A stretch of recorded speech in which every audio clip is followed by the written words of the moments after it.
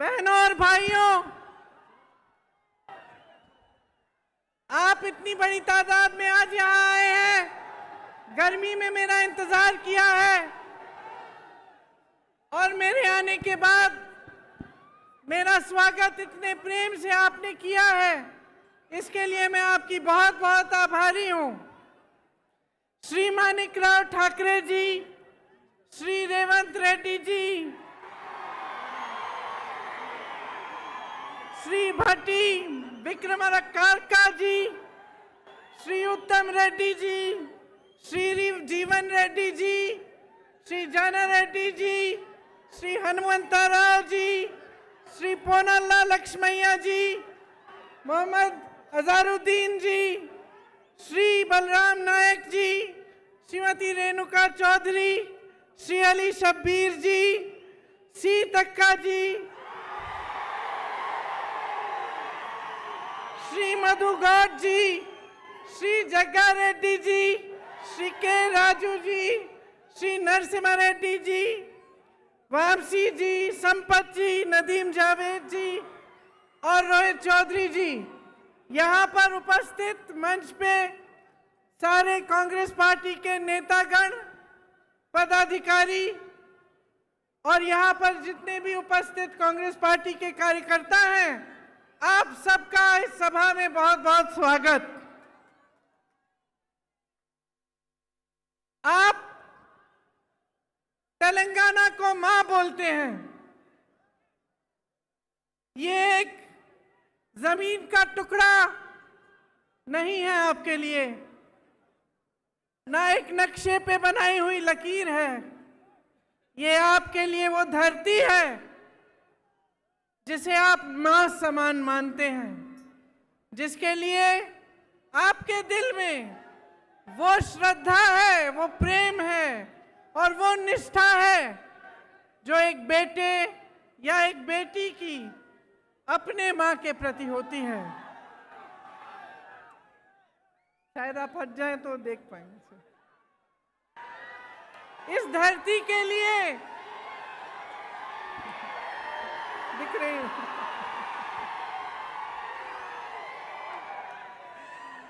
इस धरती के लिए सैकड़ों लोगों ने कुर्बानी दी। वीर श्रीकांताचार्य और सैकड़ों अमर वीरों ने तेलंगाना के लिए एक सपना देखा था और उस सपने के लिए उन्होंने अपना जीवन दिया। मित्रुलारा कोशिश करूंगी। तेलंगाना विद्यार्थी अमरवीरल्लू ए आकांक्षाल कोसम आत्म बलिदानल्लू చేసుకున్నారు। ठीक बोला? उनकी क्या इच्छा थी, उनकी क्या आशा थी? उनकी इच्छा थी, उनकी लड़ाई थी कि यहाँ के युवाओं के लिए रोजगार बने, कि आने वाली पीढ़ियों को अपना पूरा हक मिले, उनके साथ ज्यादती न हो। किसानों के लिए उन्होंने ये सपना देखा था कि उनको पानी मिले, फसलों का सही दाम मिले, कर्ज का बोझ न उठाना पड़े। अपनी बहनों के लिए ये सपना देखा था कि पूरी तरह से उन्हें भी अपना हक मिले और सारी सुविधाएं मिले। वारंगल, रेड्डी, नलगोंडा, करीमनगर, महबूबनगर जैसे शहर भी हैदराबाद की तरह विकसित हो, उनका नाम भी पूरी देश दुनिया में मशहूर हो। ये शहीद जिन्होंने तेलंगाना के लिए अपना जीवन दिया, ये चाहते थे कि बाबा साहेब अम्बेडकर, महात्मा फूले जी, कोमरम भीम जी का जो सपना है वो साकार हो, सबको सामाजिक न्याय मिले, सबको समान हक मिले। पूरे तेलंगाना का यही नारा था, नीरू निद्दलू नियमकालू। पानी, फंड्स और रोजगार, यही आप सबका नारा था। इसके लिए सैकड़ों कुर्बानियां दी गईं। किसान, युवा, महिलाएं, दलित, आदिवासी सब आंदोलन के नायक थे। यहाँ की बेटे, यहाँ की बेटियां इस आंदोलन के नायक थे। ऐसा कोई एक नेता नहीं था जिसने इस आंदोलन को आगे बढ़ाया। ये आपका आंदोलन था। तेलंगाना की धरती के बेटे और बेटियों का आंदोलन था। उन्होंने कुर्बानियां दी, उन्होंने आंदोलन किया और इन कुर्बानियों की वजह से आज हम तेलंगाना प्रदेश में खड़े हैं। आप तो जानते ही होंगे, मेरे परिवार ने भी कई कुर्बानियां दी इस देश के लिए। इंदिरा भी शहीद हुई। मिट्टी के लिए कुर्बान होने का मतलब क्या होता है, ये मैं जानती हूं, मेरा परिवार जानता है और समझता है।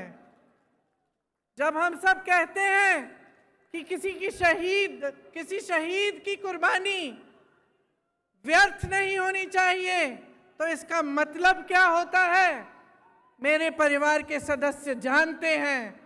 और यहाँ तेलंगाना में एक एक पुरुष, एक एक महिला जानती है, क्योंकि आप में से हजारों लोगों ने यही कुर्बानी दी अपने प्रदेश के लिए और अपने देश के लिए। कुर्बानियां एक विचार के लिए दी जाती हैं।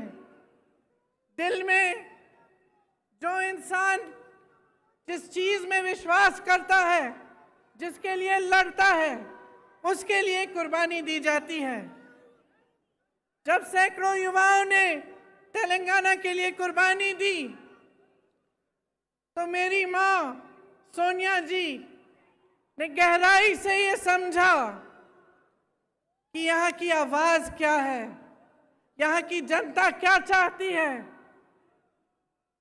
और मुझे याद है कि एक सरल निर्णय नहीं था, एक तरह से एक मुश्किल निर्णय था, क्योंकि अगर सोनिया जी उस समय सत्ता के बारे में सोचती या अपनी पार्टी के लिए राजनीति के बारे में सोचती, तो शायद ये निर्णय नहीं ले पाती।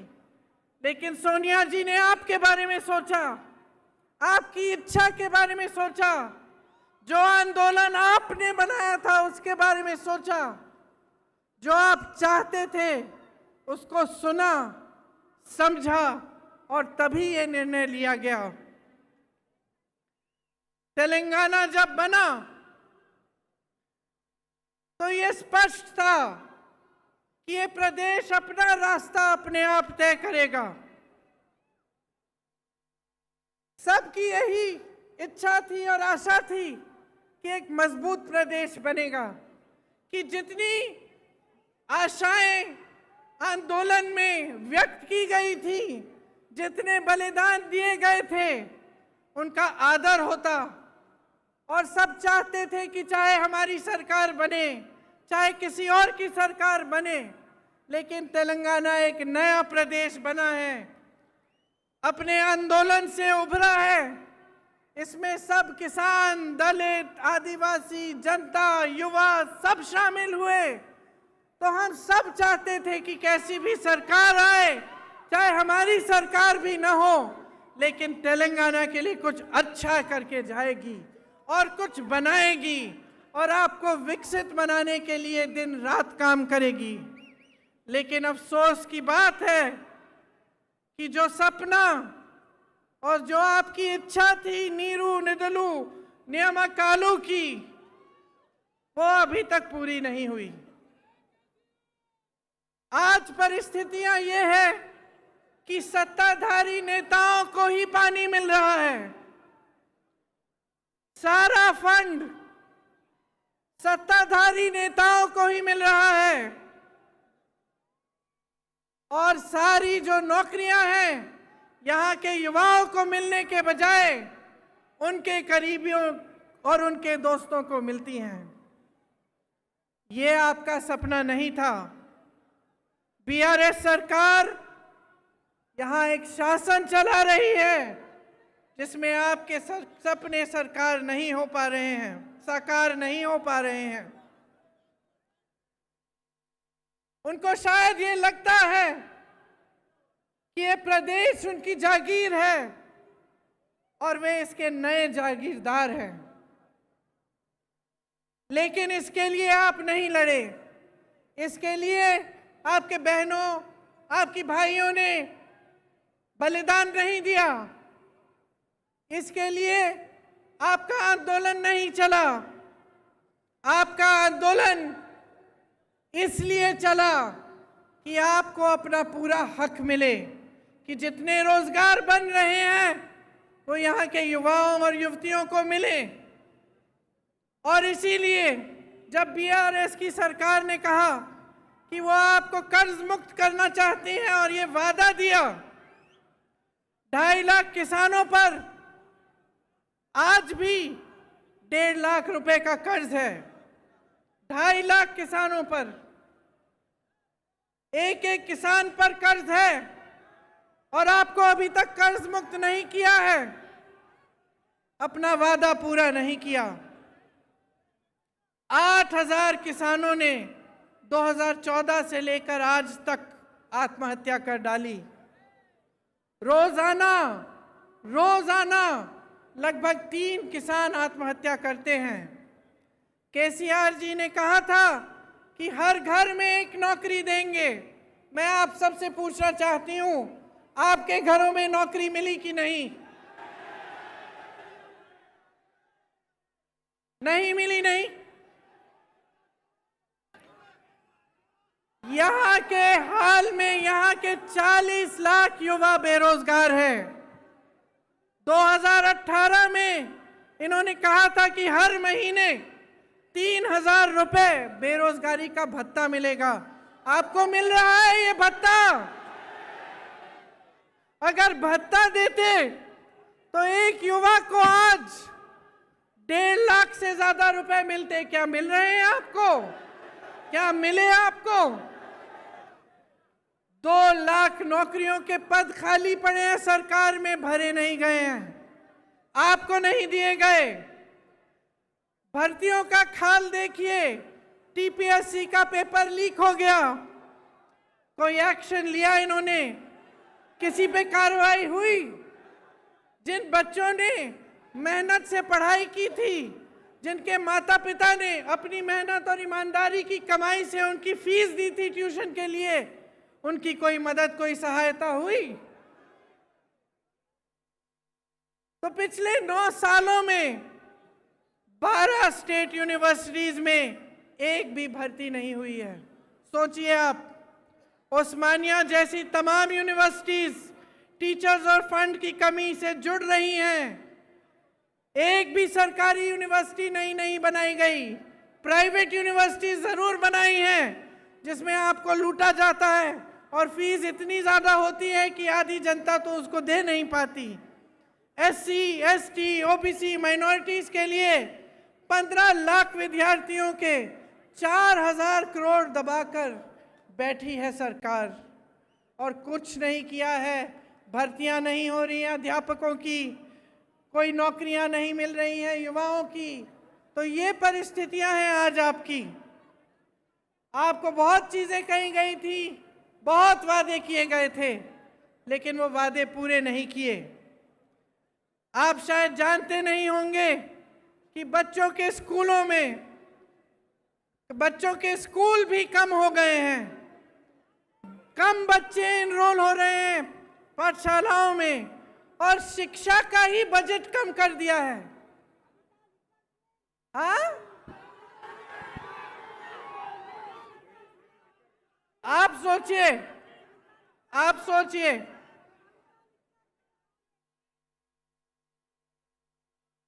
एक एक व्यक्ति पर कहीं ना कहीं से कर्ज है। हर व्यक्ति के ऊपर हजारों रुपए का किसी न किसी तरह से कर्ज है। आपका पैसा सारा कहां गया?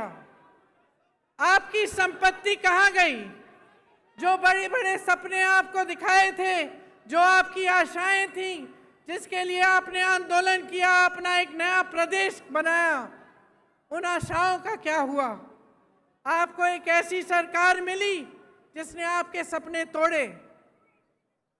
तो अब आपको तय करना पड़ेगा बहनों और भाइयों, कुछ महीनों में यहाँ पे भी चुनाव आएगा। मैं हर रोज पिछले 2 हफ्तों से कर्नाटका में प्रचार के लिए जा रही हूँ। आज आखिरी दिन है। वहाँ खूब भाषण देके आई हूँ और क्या कहती हूँ मैं वहाँ, आप भी सुन लीजिए कि देखिए, ये प्रदेश, ये देश आपका है, और खास तौर से तेलंगाना, जहाँ पे आपने युवाओं ने बलिदान दिया इस प्रदेश को बनाने के लिए, ये आपका है। इसकी सुरक्षा, इसको संभालना, इसके भविष्य को मजबूत बनाना आपका भी कर्तव्य है। सबसे बड़ी जिम्मेदारी आपकी है।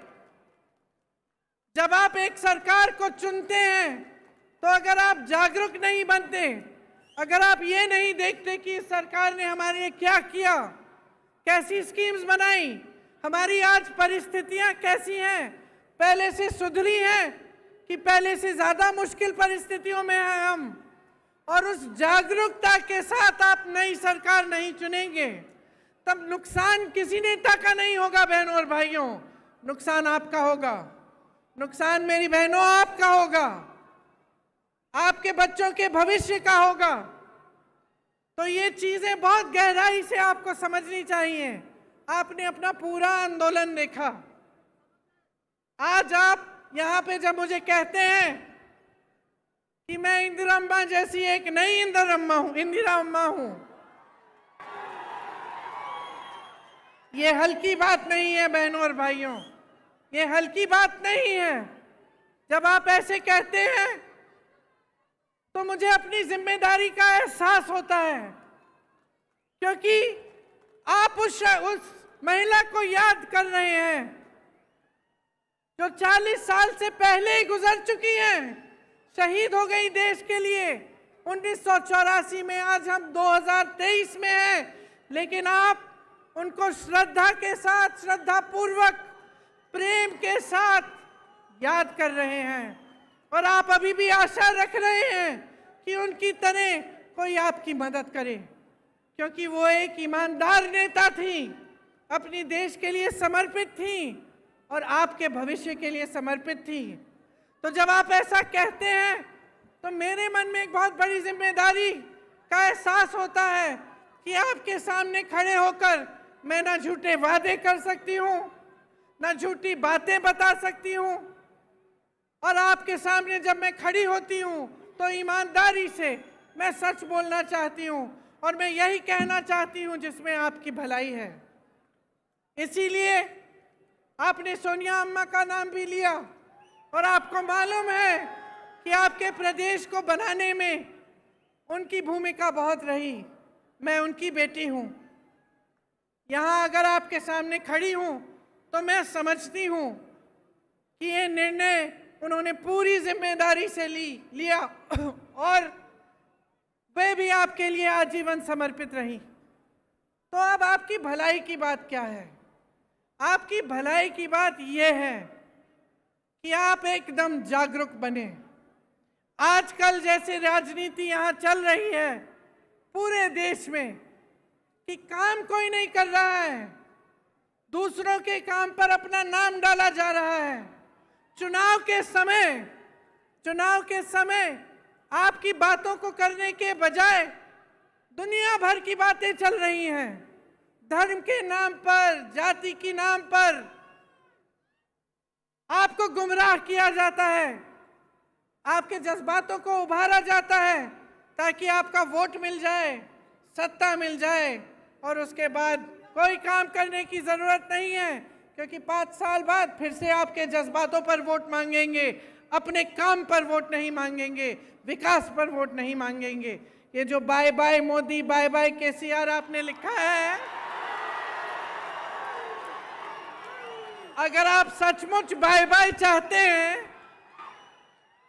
तो अपनी जिम्मेदारी को समझिए। जो पार्टियां आपको बता रही हैं उनको परखिए, पढ़िए, देखिए कांग्रेस पार्टी क्या कह रही है। आज ये हैदराबाद का यूथ डिक्लेरेशन किया गया, ये आपका सम्मान है कि हम आज ये डिक्लेरेशन कर रहे हैं। और हम सब नेता यहाँ बैठे हुए, सब जो यहाँ मौजूद है, इस डिक्लेरेशन के लिए आपके प्रति जवाबदेह बनेंगे। अगर हमारी सरकार बनेगी, 5 साल बाद ये काम नहीं किए गए तो हमें निकाल देना।